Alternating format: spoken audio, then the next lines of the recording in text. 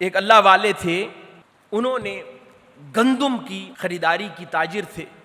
اور پورا شپ بھر کے بصرہ میں اپنے ایک خادم کو بھجوایا کہ جیسے ہی میرا یہ شپ بصرہ پہنچے یا جو بھی شہر جہاں تک شپ جاتا تھا، یہ گندم سے بھرا ہوا اجناس کا شپ جب وہاں پہنچے تو فی الفور اسی دن یہ سارا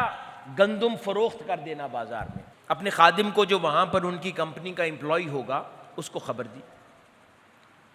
وہ جب بازار میں وہ بندہ گیا، اس کو تاجروں نے کہا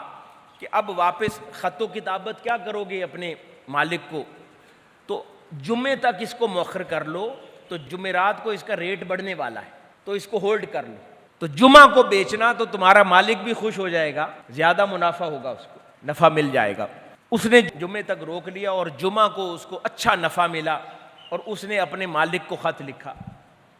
تو یہ سوچ کر کہ میرا مالک خوش ہوگا۔ اس کے مالک نے جب خبر پڑی تو اس کو جواب بن دیا، اس نے کہا تمہارا ستیہ ناس ہو،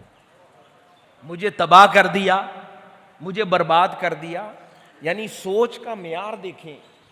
کہ منافع زیادہ ملنے پر خوش نہیں ہوا، اس نے کہا کہ تو نے میری آخرت برباد کر دی، تو نے میرے مال کے ساتھ اتنے دن تک ذخیرہ اندوزی کی، تو نے مال روکی رکھا، اور آقا علیہ الصلوۃ والسلام کے امتیوں سے ان کی خوراک کو دور رکھا۔ اب میری سزا یہ ہے کہ جو تو نے نفع کمایا ہے وہ بھی اور میرا اصل بھی سب خیرات کر دے۔ اب اللہ کے حضور میں دعا کرتا ہوں کہ میرا مولا مجھے معاف کر دے۔ اس طرح وہ زندگی میں احتیاطوں کی طرف دھیان رکھتے تھے کہ کہیں اتنی سی نافرمانی نہ ہو جائے۔ غلطی بھی کسی نے کی، لیکن اس کا خمیازہ کہا نہیں، یہ منافع نہیں لے سکتا، یہ اتنے دن تو نے ذخیرہ اندوزی کی ہے۔ ہم لوگ اس کو بڑی عام سی بات سمجھتے ہیں، 3-4 دن مال کو روک لیں پھر بیچ دیں گے، پروفٹ زیادہ ہوگا، اور ہمارے نزدیک وہ حلال ہے،